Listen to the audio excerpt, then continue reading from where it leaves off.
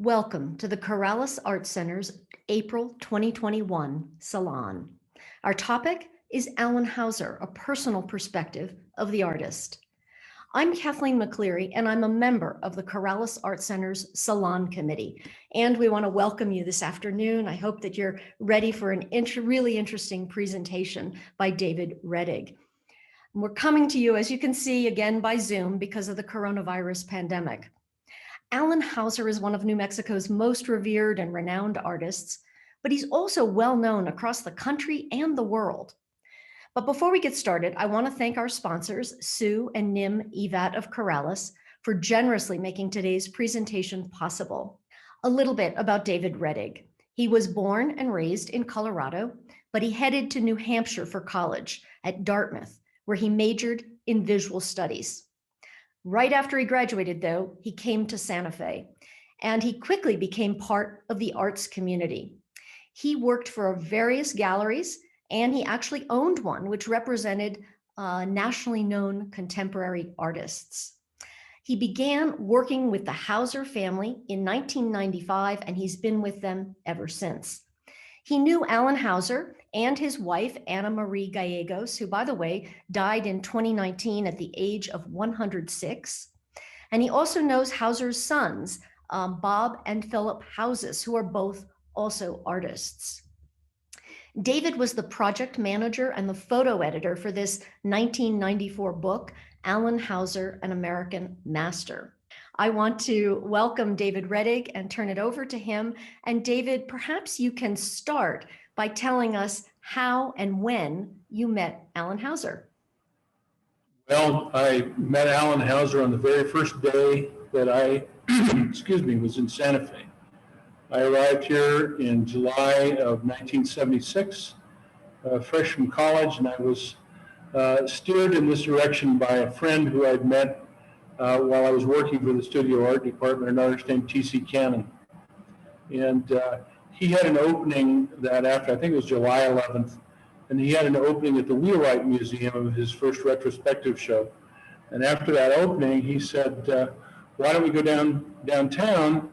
And some of my friends are having a show down at this other gallery. So we got in his car and went downtown and parked in front of what's now the French pastry shop. And across the street where the hat company is, there was a gallery called the Jameson Gallery. And we went across the street, and as we approached the door, my friend TC said, "Oh, Dave, there's Allan. You have to meet Allan. He's the most famous Indian artist ever. And without him, most of us wouldn't be artists." So that's kind of fascinating. I'm going to turn it over to you now to go ahead with your slideshow and your presentation. Okay, I'm going to try and share the screen here. Yeah, go for it.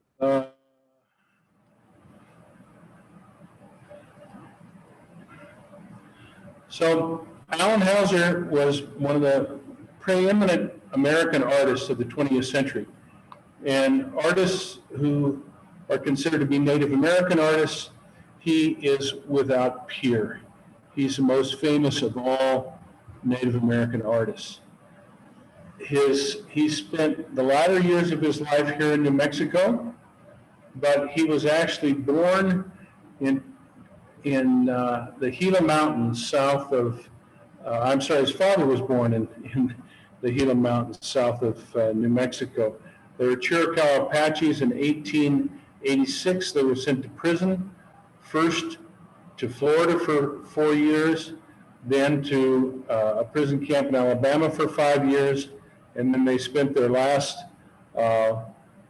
20 years at the Fort Sill Army Base in Oklahoma. Allan was the first child born out of captivity at Fort Sill. His father, Sam Houses, was born in 1868 at the Warm Springs in the Gila Mountains in central New Mexico. His mother, Blossom, was born in the prison camp in Mount Vernon, Alabama. Allan only went to the sixth grade. He quit school when he was 13 years old, and he had to work on the farm where they raised alfalfa and vegetables and produce. So it was very, very hard work. He was very athletic. He was a Golden Gloves boxing champion there in the region. But he wanted to be an artist. He had the idea that he wanted to study art. So in 1938, he came to Santa Fe, New Mexico to attend the painting class at the Santa Fe Indian School. He was inspired in his early paintings by the ceremonial dances that he had seen there in Oklahoma, and also of the stories of his father, of the ceremonial dances of the Chiricahua Apaches. So his first paintings, this is his very first painting in 1934, which is in the collection of the Museum of New Mexico. But he continued to utilize Apache imagery and ceremonial dance imagery throughout his early career. One of his principal figure was this Apache mountain spirit dancer that's also known as a Gan dancer. Perhaps some of you have seen some of the Apache mountain spirit dance performances. He continued to work in imagery dealing with the Apaches, and his first major commission was in Washington, D.C. At the Smithsonian's National Museum of the American Indian. I'm sorry, it was at his first major commission was at the U.S. Department of Interior. That's what is now the Stuart Lee Udall Interior Building. And this is a photograph of Allan working on this first major mural commission. It's called Breaking Camp.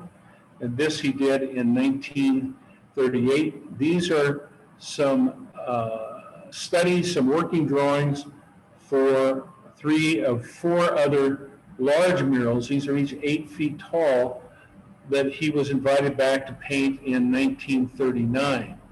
And all of those murals at the Interior Department were completely restored in 1995.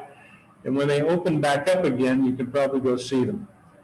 He really didn't do very much sculpture. This is an example of his wood sculpture from 1940. He did do a portrait painting titled The Apache Kid. And this was done also in 1940. And it's an autobiographical painting, very different if you saw the styles of those other earlier paintings that he did. And he created this portrait. He actually went by the pseudonym, The Apache Kid, on a radio show that he had here in Santa Fe during the 1940s. He moved to Los Angeles in 1940 and worked in the shipyards there. And then in 1948, he was approached by the Interior Department to do a sculptural commission for the Haskell Indian School in Lawrence, Kansas. They wanted to find a Native American artist, and they wanted to do a commemorative piece for all of the American Indian soldiers who'd served and those who had died in World War II. And Allan was chosen to do this sculpture, and it's one of his famous stories because, as he related it, there's a man named Dr. Willard Beatty who called him and asked him if he might be interested in this commission. And Allan said, well, yeah, I'd be interested in that. Dr. Beatty was the one who oversaw all the mural commissions there at the Interior Department. And he said to Allan, he said, but, it doesn't look like have you done any sculpture? And Allan told him, oh, yeah, I've done a lot of sculpture. That's not going to be any problem at all. And all he'd really done were those little wood carvings that you saw a few slides back. So this was his first major sculpture, the first major sculpture done by a Native American artist in the 20th century. And it remains at the Haskell School in Kansas.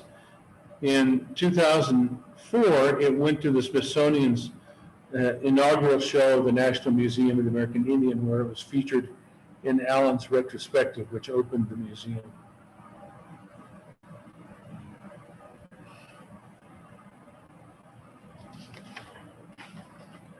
He continued to paint through the 40s and 50s. Again, Apache Iconography. This one is Apache Baby Burial. This is Ill-Fated War Parties Return. Many of these paintings are in museum collections, a number of them in Oklahoma collections. This one's called Sneaking Out. One of my favorites is the young man is astride his horse while his girlfriend sneaks out of the house without her moccasins on. Now, in 1951, Allan accepted a job with the Intermountain School in Brigham City, Utah. This again was Dr. Beatty in Washington recruited him to take this teaching position. The Navajo Nation had created a boarding school in northern Utah. A lot of the Navajo soldiers came back from World War II, and they realized when they went out to the reservation that their children didn't know what a bank was. They didn't have running water, of course. They didn't know what a telephone was. And so they actually petitioned the Department of Interior to create a school for them. Unlike many of the Indian schools were kind of forced on the different tribes, the Navajos requested the school. And when it was founded, Dr. Beatty contacted Allan and asked him if he wanted a job to be the teacher, art teacher there. So he taught there for a total of 11 years until 1962. And while he was there, he continued to do these timber paintings with Apache scenes, such as this one. But then he also started integrating Navajo imagery into his paintings. This is one which ended up in the collection of the Denver Art Museum. It was purchased by the Santa Fe Railroad for the Denver Art Museum. He also explored transparent watercolors. He'd worked for all these years in opaque tempera paintings, and he decided to explore watercolors, and they're absolutely fantastic. He did about 100 of these watercolors in the late 1950s and early 1960s, 61 and 62.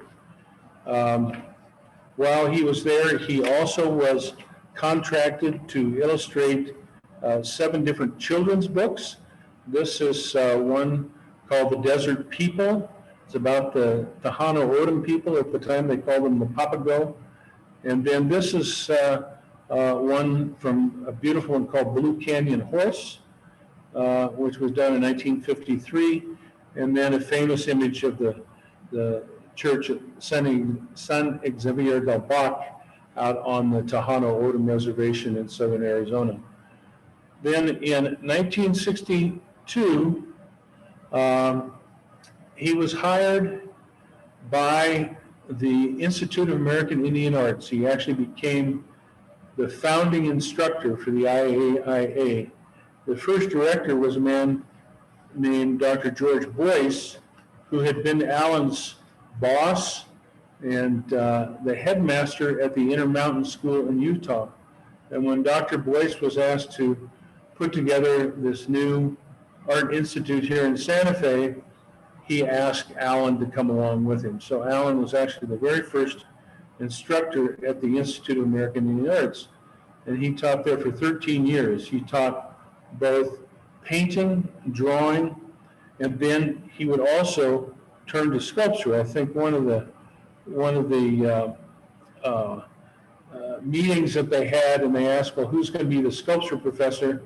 And everybody said, well, Allan, you're the only one who's ever done any sculpture. You ought to be the sculpture teacher. So indeed, he became the sculpture teacher and had thousands of students through the years. Now, this is a wood piece that he created in 1968. And he made these in the studios there at the Institute of American Indian Arts. I actually guessed at the size of this because I was familiar with these cinder blocks that were on the wall of the museum. Unfortunately, all these buildings that were the campus of the Santa Fe Indian School had been completely torn down. But I found this photograph in the archives of the Institute of American Indian Arts while I was working on this Abrams book, and it was titled Sacred Rain Arrow, Wood, 1968. Well, the most famous sculpture that he did was titled Sacred Rain Arrow, and so I thought this was an important piece because it was the first rendition of this.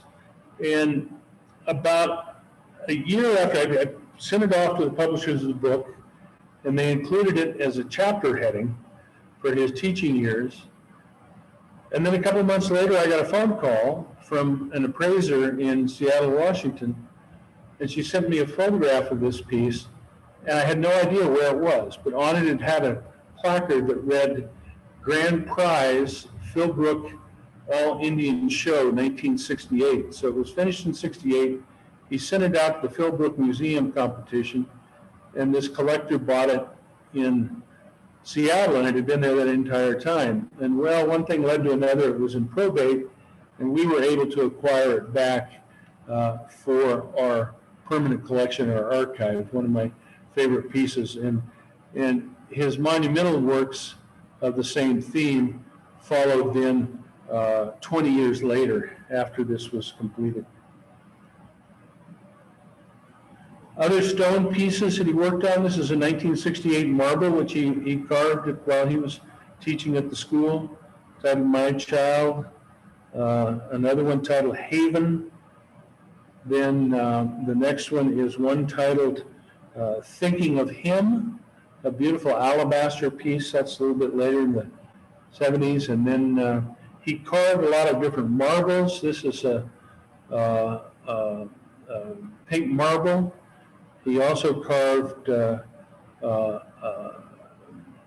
different, this is travertine marble, very nice simple piece. The next one is Italian marble, it's called Dignity. Then he also carved steatite, which is a dark gray stone. This is called Pleasant Burden. He created about 500 stone carvings, original stone carvings, during his lifetime. Another steatite piece titled Pueblo Woman, which was included in the Smithsonian retrospective. And then he also carved a lot of Indiana limestone, which was another one of his favorite stones. This one is titled Taza, which he carved in his later years. A beautiful small little marble piece. This is only about 22 inches high, titled The Visitor.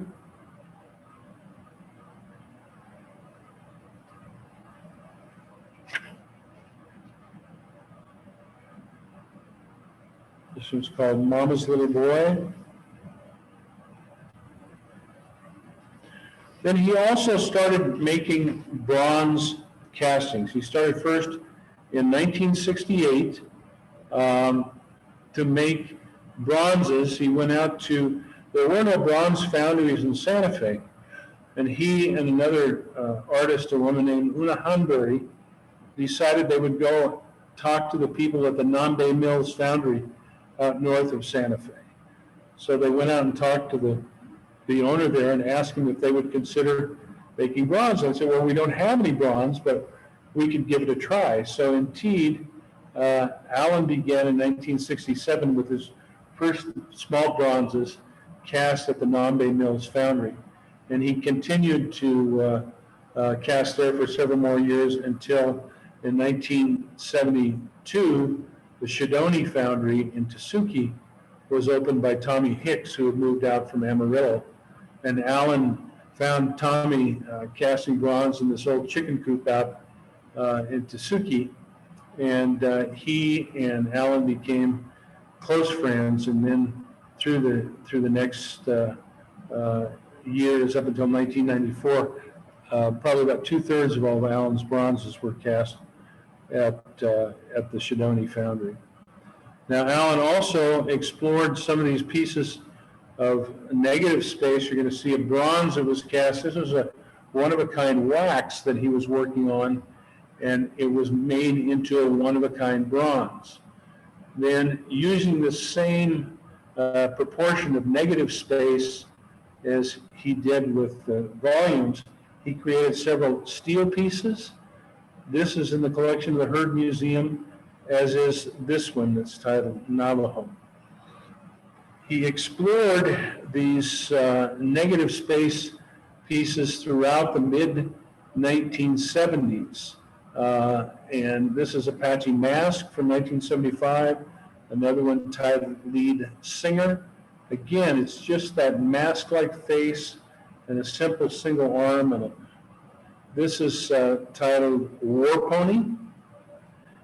And then a beautiful, elegant, small piece titled Appaloosa, which defines the spotted patterns of the Appaloosa with the holes in bronze. He became doing more abstracted pieces. This one is titled Water Spirit Bird. And then his first purely abstract bronze is one called Abstract Mother and Child, which he carved from a pine, piece of pine, and cast it into bronze. Then his classic period really began around the early 1980s up through the late 1970s, early 1980s. And he made a series of pieces that were just so perfectly sublime, if you want to say, where every curve, every line blended into another. They're very strongly influenced by the European modernists like Brancusi and Arp and Lipschitz. But when people hear the name Allan Houser, think of the name Allan Houser, often the first thing they think of are pieces from this, what I refer to as kind of his classic period. Another one called New Gossip, which is one of my favorite pieces. And, or that's one, Camp Talk, I'm sorry, that one's Camp Talk. And then another one titled Reverie. Then The Young Potter is next. Allan made about 450 different bronzes. Many of them were molded from his original stone carvings. A lot of them, such as this next one, were actually done from clay and or plaster. This is corn grinder, and this is New Gossip, which is one of my favorites. And then a classic titled The Potter, which is in many museum collections around the country. And then a mysterious one titled This Was Our Home, and or They're Coming, rather. This is in the Centre Pompidou in Paris, and part of that collection.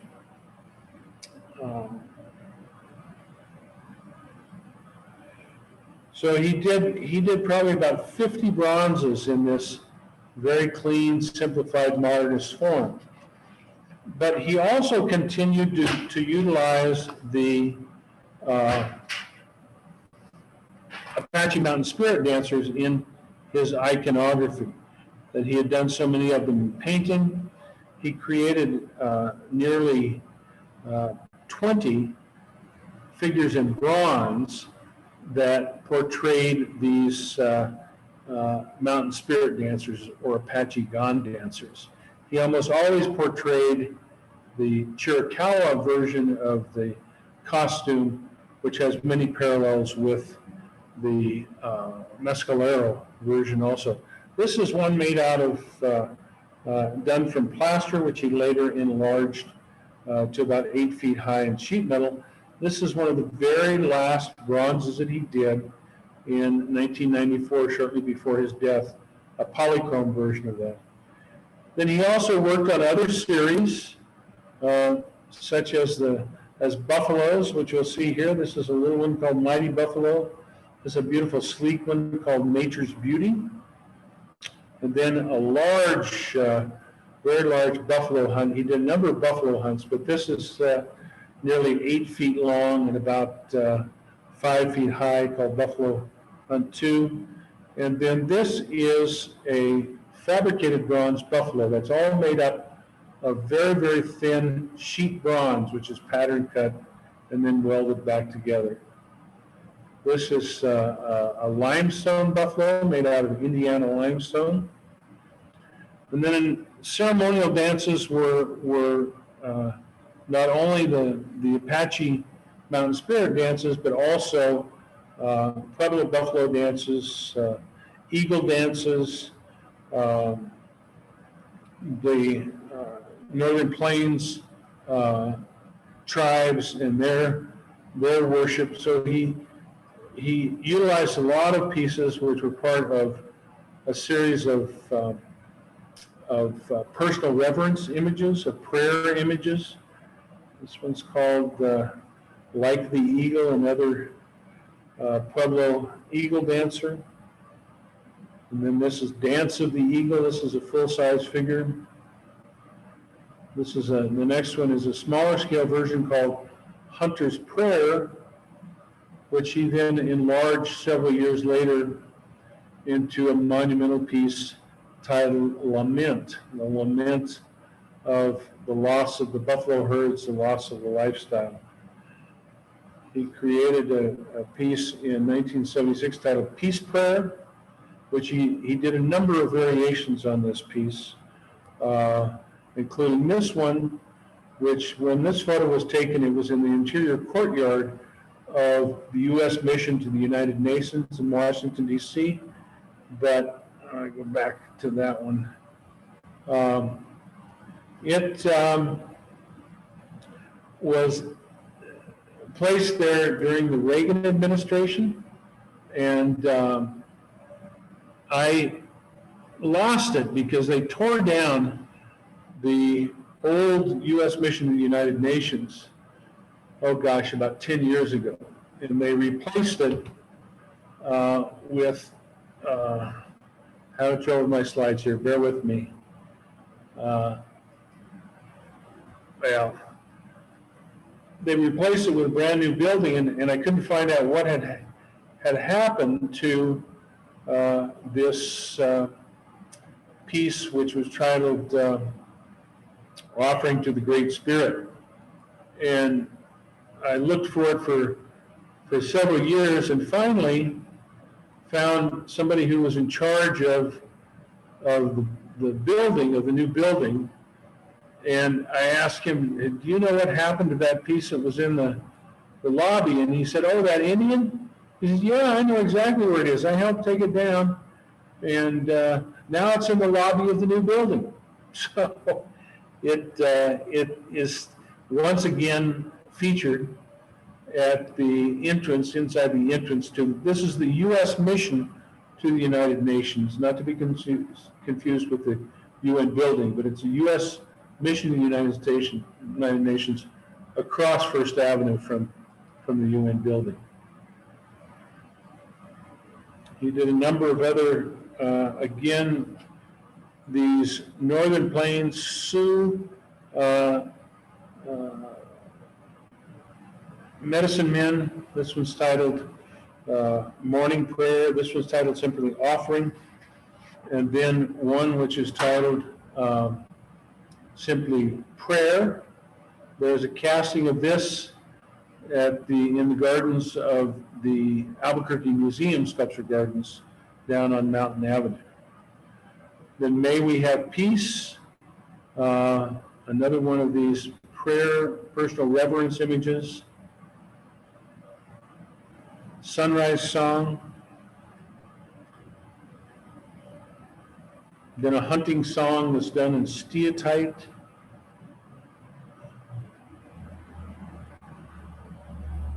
Then one titled Songs of the Past. This was carved in stone and then cast into bronze. This is a Kiowa traditionally just men. This is called Kiowa Song. And then, you know, people wonder where his sculptural works came from. And he did so many drawings.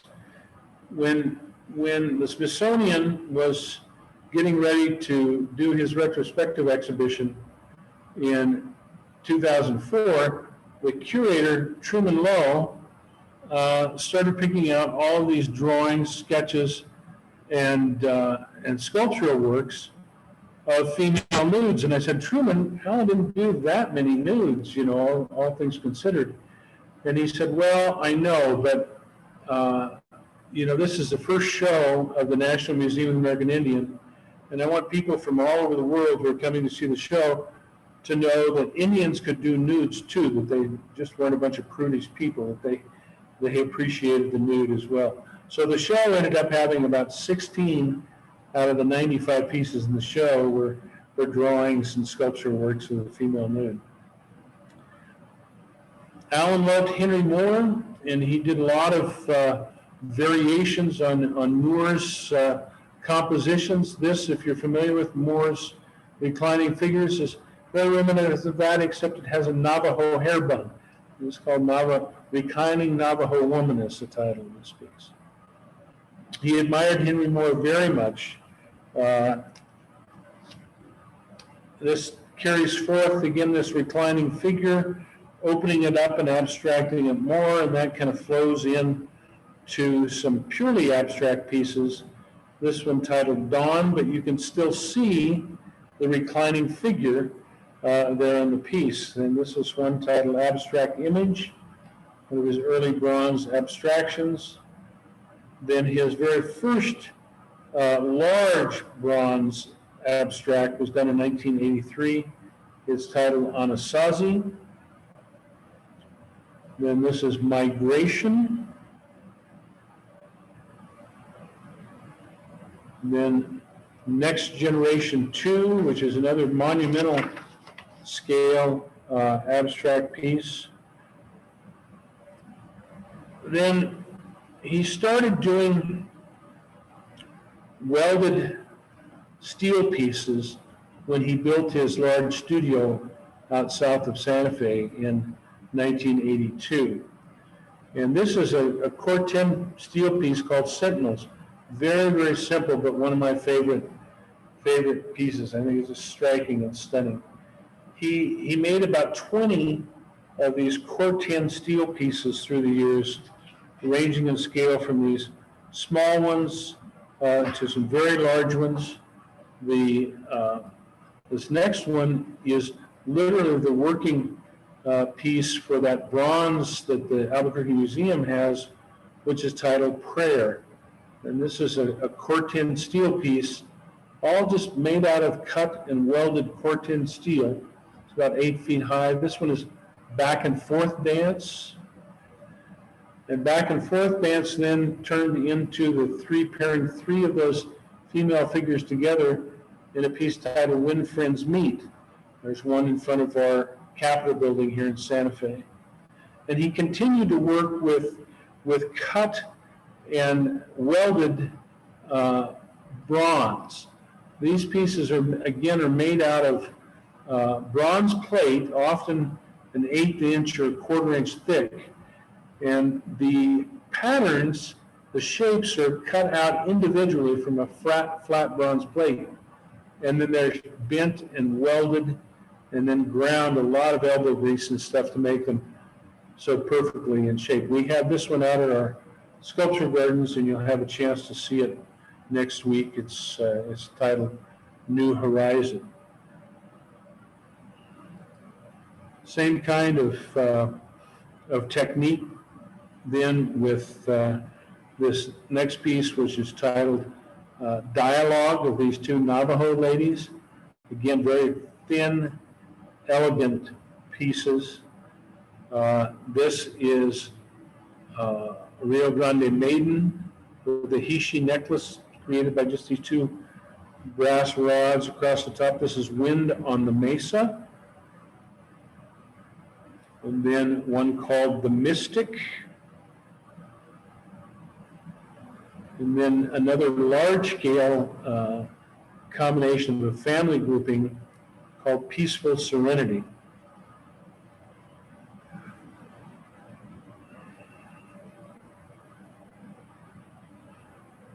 And this is one of my favorite fabricated pieces. It is titled Reflections. And when you see this piece, it's hard to believe that it was all made out of thin bronze plate that was pattern cut and bent and welded back together. I've been in the workshop when these patterns were lying out on the table, it looks like somebody stepped on a couple of spiders because it has all these long, scraggly, long pieces to it. But when it's bent and folded and cut back together, it turns out to be this beautiful, elegant, crouching nude.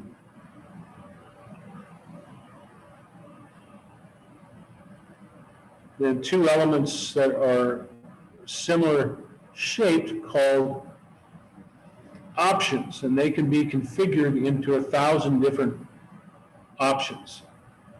As I mentioned, he drew continuously. We have 233 sketchbooks in our archives. The pages often have 10 drawings on them. Often there'll be a mix of abstract pieces and narrative pieces on the same page, but I've estimated there are probably about 30,000 thumbnail sketches contained in these sketchbooks.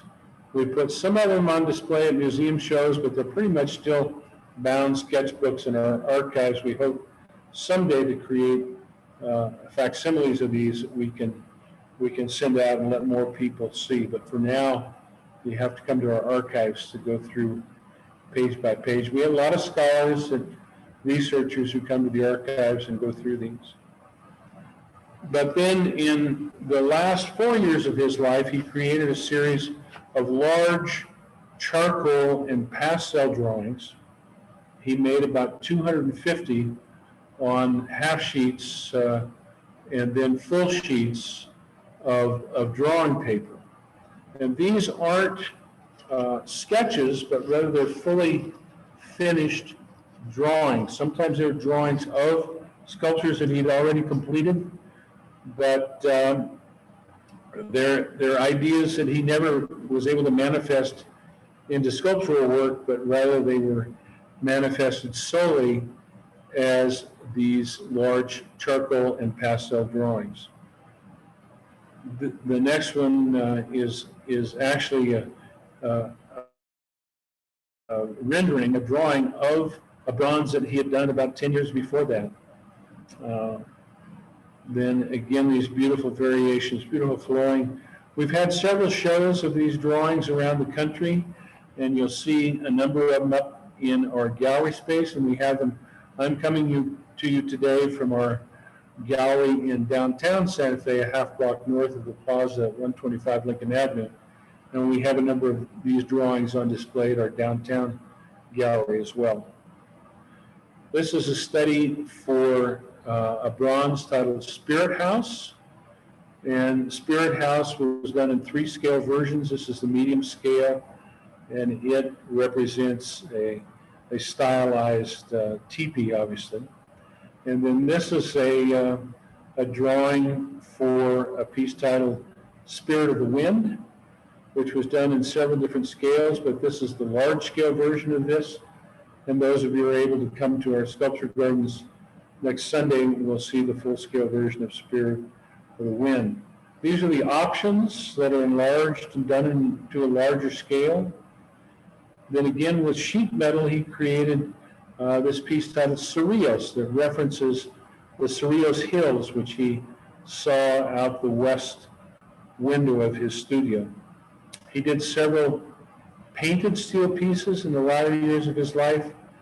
This one I sold to Oklahoma State University, and then he created a number of monumental scale commissions through the years. This is him working on the plasters for a piece titled As Long as the Waters Flow, which was commissioned by the Oklahoma legislature in 1988 for the front of their Capitol building in Oklahoma City. If you ever visit the Oklahoma State Capitol building, you'll see this piece in front, and then this is Allan attending and the dedication of the piece then in the spring of 1979. Another large commission, which is closer to home in Albuquerque, is The Future, which is located at the building at 5th and Marquette in downtown Albuquerque. And this was the largest piece that he ever did. This is nearly 13 feet high. It was done originally in plaster, and just a single casting of it was made, which resides there in downtown Albuquerque.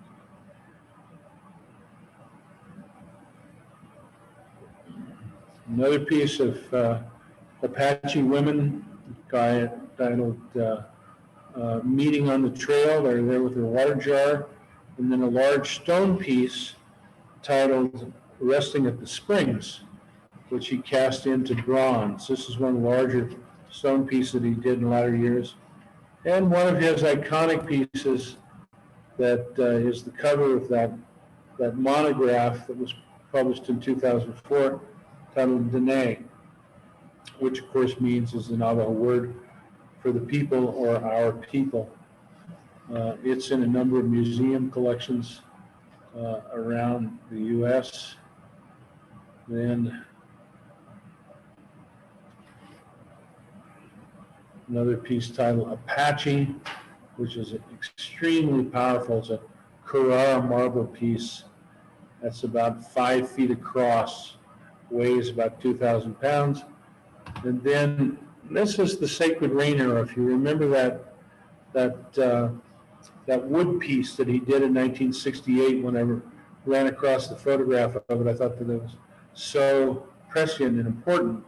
This is the monumental scale version that he did then in 1988. And there are castings of this in the Smithsonian collection. There's one in Colorado Springs. There is one in front of the Gilcrease Museum in Tulsa, Oklahoma. There's one on loan at the Autry Museum in Los Angeles. And we have the artist's copy.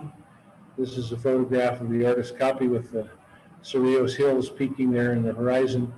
And you'll be able to see that if you're able to come to our sculpture gardens next week. His last major monumental sculpture was titled Unconquered, and it portrays two Apache warriors who would never give up, would never be exterminated. And then this is another one of my favorites. This is a piece titled Water Carrier. He did a whole series of these water carrier forms. And this is the monumental scale version of this.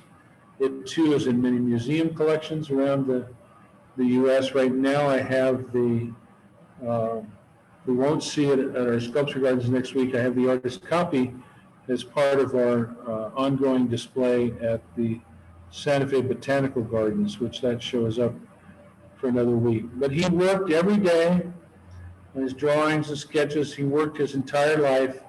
He passed away in 1994 at the age of 80, but he never stopped working. And he created a beautiful sculpture garden, a beautiful environment that we have where hopefully, we've moved these around a bit, but hopefully some of you will be able to come and join us next week.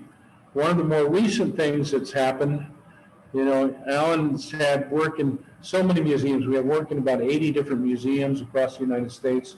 The Smithsonian National Museum of the American Indian has 17 pieces in their permanent collection.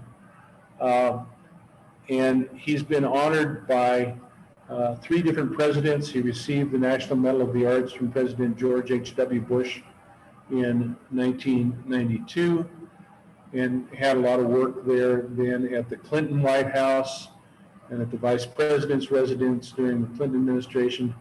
But most recently, one of the first things that happened when President Biden and Jill Biden moved into the White House is in the Oval Office. It was there the first day. It was part of the original building. You'll notice in the bookshelf, on the top shelf there, this bronze by Allan Houser titled Swift Messenger. So we're very pleased and very proud to have that included in the White House collection at this point in time as well. So I think I can stop sharing if anybody has any questions for me from that. I know I rushed through, Allan made about 1,000 pieces of sculpture, and there are probably another 3,000 or 4,000 paintings and drawings and stuff. So it's hard to compress into just a 20 or 30-minute slideshow. It was absolutely fascinating and beautiful, David. I want to thank you for that. And before we get to questions, and we do have some already in the chat function, and I want to remind people that you have two ways of asking a question. You can, start your camera and just wave at me, and I'll recognize you and tell you to unmute. But I want you to continue for a moment on the piece that's in the Oval Office, because there is a story behind that. I thought you could tell us that story. And it replaces a Remington, which is some interesting symbolism. So tell us a little more. Indeed. Well, of course, while the previous president was in the White House, he had a Remington there on the desk, but also hanging behind it was a portrait of Andrew Jackson. And for those who are familiar with the Native American history and stuff, he's the most loathed of all presidents by the Native Americans. But the piece that Swift Messenger, which is there on the bookshelf, belonged to Senator Daniel Inouye, and it was a gift to the Smithsonian National Museum of the American Indian by his widow. Senator Inouye was the Senate co-sponsor of the legislation that created the Smithsonian National Museum of the American Indian. Representative Ben Nighthorse Campbell, who at that time was a Democrat from Colorado, was the House sponsor. But Senator Inouye, when they were creating the museum, asked Allan if he would consider donating one of his major pieces to the collection of the new museum, and they agreed on the Sacred Rain Arrow. So Allan made a dedicated copy, dedicated to the people of the United States, of the Sacred Rain Arrow. And Senator Inouye acquired this piece, Swift Messenger, from Allan. And then after his passing, then his widow gave it to the National Museum of the American Indian. Great story. And I just want to remind everybody to please keep your microphones off and your cameras off until we recognize you. We do have some questions in the chat function. So Sandy Farley, can you tell us what some of the questions are? We've got some great questions, Kate. First one came from Nancy Sturmer, I'm sorry. She said, did Hauser let his art speak for itself, or was he involved in many political activities concerning the American Indian people? Allan was a very apolitical person, all things considered. The Apache people and his family, and he personally, suffered so many awful things, and if anybody had a right to be bitter or be political, it would have been Allan. His father, Sam Houser, Sam was born here in New Mexico in 1868. Sam, went through the entire 27 years of imprisonment.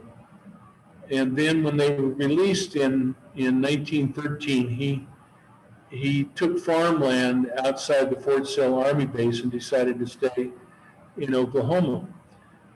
In later years, when they created the Indian Land Claims Office and the different tribes tried to petition the government to get some of their land back, Sam Houser was a very important figure who signed on to a lot of the different lawsuits and things like that.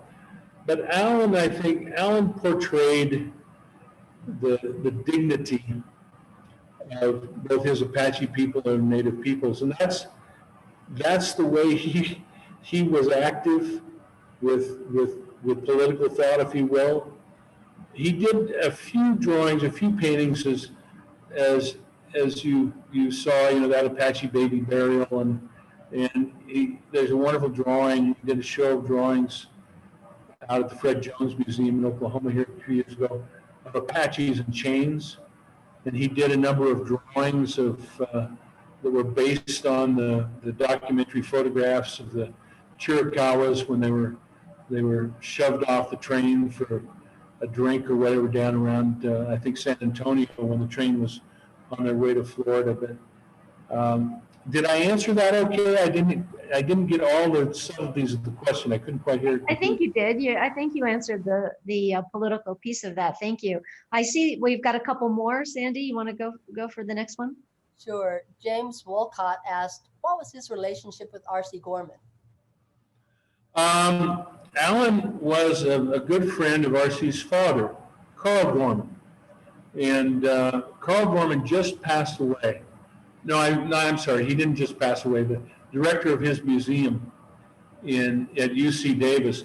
Carl Gorman was a painter also, and the same generation of Allan, and they became good friends through the years. He settled in Davis, in California, and actually created a museum there featuring Native American art. R.C., of course, was a generation younger, and R.C. studied at the San Carlos Academy in Mexico City, and R.C. took classes from a man named Francisco Zuniga, who was one of Allan's most admired contemporaries.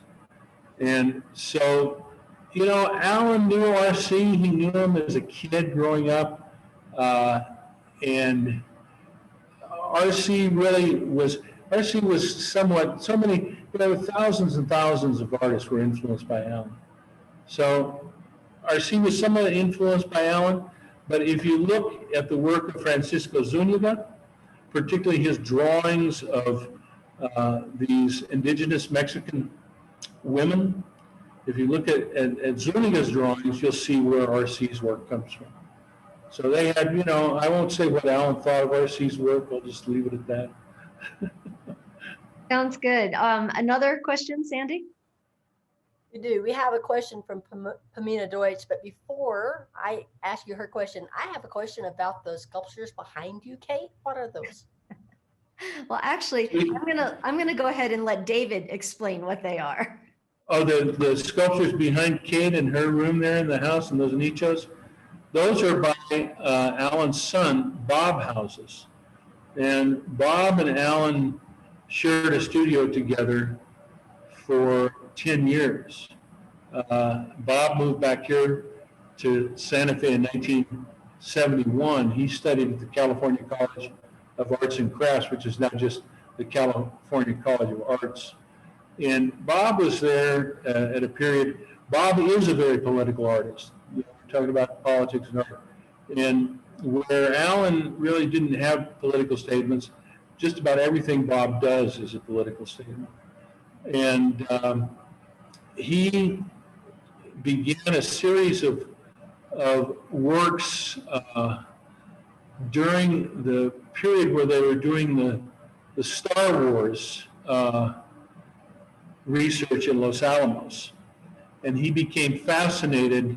I think the other side has the bullet impact. So Bob became fascinated with the fact that you could take a little piece of plastic and accelerate it with a magnetic railgun up to thousands of miles an hour and fire it through a 6-inch plate of solid steel like it was a piece of butter. So Bob became fascinated with what just a 30-06 bullet would do with a solid piece of steel. And he started with some painted portraits, one of which was of me, which was rather embarrassing, shot up with bullet holes. And then he made a famous one called the Apache Pull Toy, which is in the permanent collection of the Hood Museum of Dartmouth. But this one that Kate and Rob have is one from a series of 100 little buffaloes. He cut out 100 different little buffaloes, all unique shapes, and then he put a little stand on them and welded them on them. And this is why I had my own gallery, and Bob and I did a show together called The Vanishing Buffalo Herd. And it was about the desecration of the the buffalo herds on the Great Plains. And it was also about consumerism. And Bob kept lowering the prices on him, said, I want them to all sell, but we did a performance piece where we had 100 of these buffalo all in a room. And then at the beginning of the opening, we allowed them to go on sale. We'd taken some pre-sales. And gradually, one by one, people came and grabbed these buffaloes and took them home. So at the end of the afternoon, there were just 100 white stands. It looked like a military cemetery that was empty after. So Kate and Rob have a couple of the vanishing buffalo herds. And yes, political. That was a great question. I didn't think it was that you were gonna ask that, Sandy, but great. They're very heavy to hold, by the way. Go ahead and ask the next question that's in the chat function. Mia also has a question about Allan's relationship with another artist, Henry Moore. Could you tell us a little bit about Henry Moore's influence on Allan Houser's work, and did they ever meet? Yes, Allan admired Henry Moore above all other artists, especially later in his career. He had a page in one of his sketchbooks. He gave a talk at the dedication of the Allan Houser Art Park at the museum here in downtown Santa Fe, which was named in his honor. And one of the pages of his sketchbook has these cryptic notes on the top of it. It's for him to read at this presentation. Allan wasn't a very verbose man. He was a man of few words and stuff. So it just said, born Oklahoma 1914, Santa Fe 32, Utah, back to Santa Fe 62, and then there in number 2 pencil there's this very bold line drawn horizontally across the page, and down below it said, "Artists I like." And the first name was Henry Moore. And then the second name was Zuniga.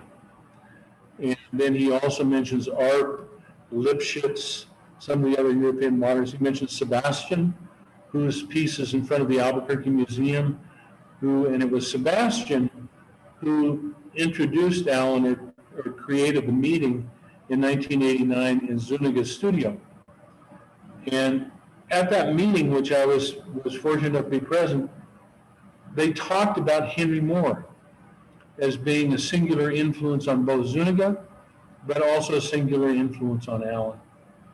And so Allan admired me. He liked Barbara Hepworth, who was a contemporary of Moore's, but he loved Henry Moore above all others. And we actually, through a friend, a dealer in D.C., who had a direct connection, we arranged a meeting for Allan to meet Henry Moore. And he had his plane flight, and there were all the plans made, and Henry Moore passed away. So just a few months before Allan was able to meet him. But he admired him greatly, and you'll see Moore's influence on his work throughout. That's really evident. Lots of great questions about art. I have a question, though, about the man. Tell us a little bit more about what Hauser was really like. And by the way, he was related to Geronimo, wasn't he? Yes, he was. He would say Geronimo was my dad's uncle. And then he'd sometimes say, well, Geronimo's my great uncle. But the lineage is a little, I have a genealogy chart, and Geronimo was the same generation as Allan's father, or he was a generation above Allan's father, but they were like third cousins. So they weren't, it wasn't like he was their uncle, but they were all part of it, in the patronage, on the father's side of the family, they were definitely pretty closely related. And then on the mother's side of the family, he was descended from Mangus Coloradus, who was, another very famous Chiricahua chief who infamously was executed and decapitated by the U.S. Army down in southern New Mexico at a fort down there, and his head was sent off for the study of phrenology because he had a big head. But they were definitely related to Geronimo. When they got to Fort Sill, Allan's father, who again was a generation younger than Geronimo, but you know, Allan's father had been with Geronimo through this 27-year period of imprisonment, and Allan's father actually became Geronimo's translator, because and kind of agent for the goods he would sell. You know, Geronimo never learned to speak English very well, and Sam Houser spoke fluent Apache and fluent English. So he would serve as kind of a translator for Geronimo, and then also as agent isn't the right word, but you know, Geronimo made a living there at Fort Sill. He lived until 1911 at Fort Sill, and they were sent there in 1888. So he was there for what, 21 years or 23 years, something like that. But one of the ways that people would come to pay homage to Geronimo, and he'd be sitting, he'd come out and he'd meet them, and he'd have a hat or he'd have a belt, and the people remarked, well, he would sell a hat or he would sell a belt to these visitors, and then they would go off over the hill, and he'd go back into his house and get another belt to sell to the next people. And so, but Sam Houser was very close with Geronimo in his final years there at Fort Sill. Fascinating, fascinating. I'm curious to know if there are more questions. Sandy, it looks like you've got another one. There was one more question, and I know we're running out of time, but I thought it was a very important one too. Deborah Blank was asking if any of the tribes own any of his pieces. I'm sorry, I didn't hear. Oh. The question was, do any of the tribes or the Pueblos own some of his pieces? Well, the Fort Sill Apache tribe has a number of pieces out there. Tribal headquarters in Oklahoma. The Mashantucket Pequots up in Connecticut.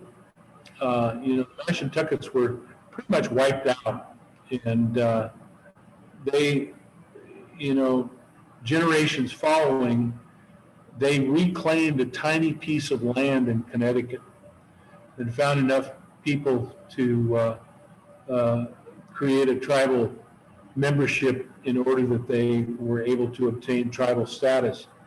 And then after starts and stops with different kind of businesses, they partnered with a gaming corporation, and they built the Foxwoods Resort, which at the time was the largest casino in the United States. And they have 17 of Allan's pieces in their permanent collection, including one of the sacred rain arrows and a lot of stone pieces.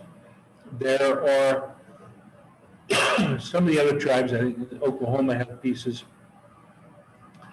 But it's interesting because most of the tribes, pardon me for just a second. No, sure. Take a moment to have a little bit of water. It's hard. You've been talking to us. No, well, I have allergies too. I've just had the worst allergies today.